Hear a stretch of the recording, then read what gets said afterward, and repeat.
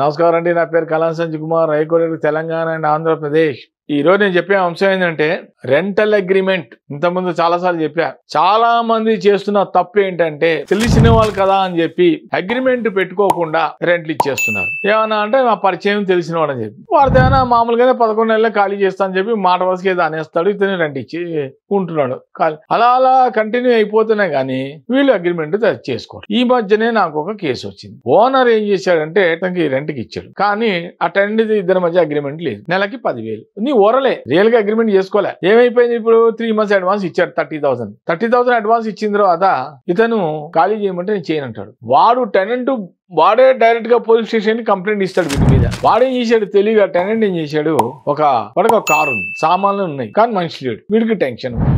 Owner ఏం చేశాడు, tenant కి ఒక లెటర్ లాగా రాశాడు, నువ్వు గనక రాకపోతే నేను నీ తాళం బ్రేక్ చేస్తా. తప్పది. ఒకసారి మనం ఒకరికి రెంట్కి ఇస్తే తాళం బ్రేక్ చేసే అధికారం మనకి లేదు. దానికి ఒక ప్రాసెస్ పద్ధతి ఉంటది. ఒకటి, వెళ్ళి పోలీస్ స్టేషన్ లో కంప్లైంట్ ఇచ్చి తాళాలను పగలగొట్టాలని పోలీస్ ద్వారానే పగలగొట్టించారు. మనం చేత్తో హ్యాండిల్ వాడకూడదు, మనం చెయ్యే పెట్టకూడదు తాళం మీద. పోలీస్ కి పవర్స్ ఉన్నాయి, ఒక పద్ధతి. రెండో పద్ధతి ఏంటంటే మనం డైరెక్ట్ గా మనం ట్రెస్పాస్ చేయకూడదు. హౌస్ ట్రెస్పాస్ మనం చేయకూడదు. IPC 441 ప్రకారం మనం ఇంట్లోకి తాళాలు పగలగొట్టేసి మనం అతని వేరే వాడు టెనెంట్ సామాన్లు వాడు ఏమో పెట్టుకుంటాడు, ఇంపార్టెంట్ డాక్యుమెంట్స్ ఉంటాయి. అసలు వాడి దగ్గర ఏమి లేవు అనుకో, నువ్వు తాళం పగలు లోపల పోతే నా 10 తులాలు బంగారం కొట్టేశారు, నా ఇంపార్టెంట్ పాస్బుక్ వీసాలు అన్ని కొట్టేశాడు అంటాడు. లేకపోయినా సరే ఉన్నాయని క్రియేట్ చేస్తాడు. అలాంటి పని ఎప్పుడు చేయకూడదు. వెయిట్ చేయాల్సిందే, టెనెంట్ వచ్చేదాకా వెయిట్ చేయాల్సిందే. తాళం అతని చేత తీయించాలి, ఒక పద్ధతి. ఫోన్ చేసిన లిఫ్ట్ చేయకపోతే రెండో పద్ధతి చెప్పా కదా, పోలీసు ద్వారా తాళం బ్రేక్ చేయొచ్చు. లేదంటారా మూడో పద్ధతి, కోర్టు ద్వారా డైరెక్షన్ తీసుకొని పోలీసుల ద్వారా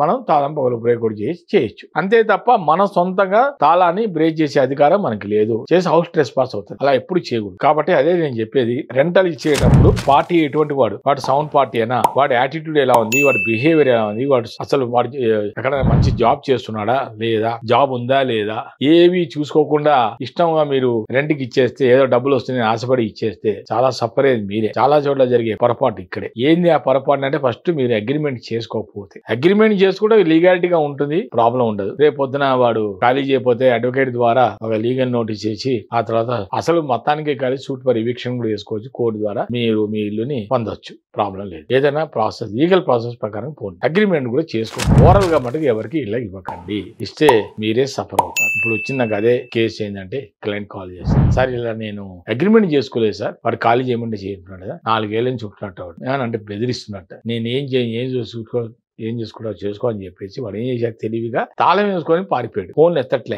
రెంట్ పే చేయట్లే. ఈ ఓనర్ కి ఎంత టెన్షన్. వాడు మళ్ళీ క్లియర్ లే, వాడు అన్ని సామాన్లన్నీ తీసేసి బయటకు వెళ్ళిపోయిన తర్వాత వీడు కొంచెం ప్రశాంతంగా ఉండేది. ఇట్లా ఉంటారు టెనెంట్స్. కాబట్టి ఓనర్ అయినా సరే, టెనెంట్ అయినా, కొన్ని చోట్ల ఓనర్ కూడా అలాగే చేస్తున్నారు, కొంచెం టెనెంట్ కూడా అలాగే చేస్తున్నారు. ఏదైనప్పుడు కూడా అండర్స్టాండింగ్ అనేది, సఖ్యత అనేది ఇద్దరి మధ్య ఉండాలి. పరస్పరం అనేది ఇద్దరి మధ్య అండర్స్టాండింగ్ ఉంటేనే ఏదైనా ముందుకు పోవచ్చు. కాబట్టి ల్యాండ్ లార్డ్ అయినా సరే, టెనెంట్ అయినా సరే, ఒక మ్యూచువల్ గా ఒక అగ్రిమెంట్ చేసుకుని, రెంటల్ అగ్రిమెంట్ చేసుకుని ముందుకు పోతే ఎవరికి ఎటువంటి ఇబ్బంది కోరుకో.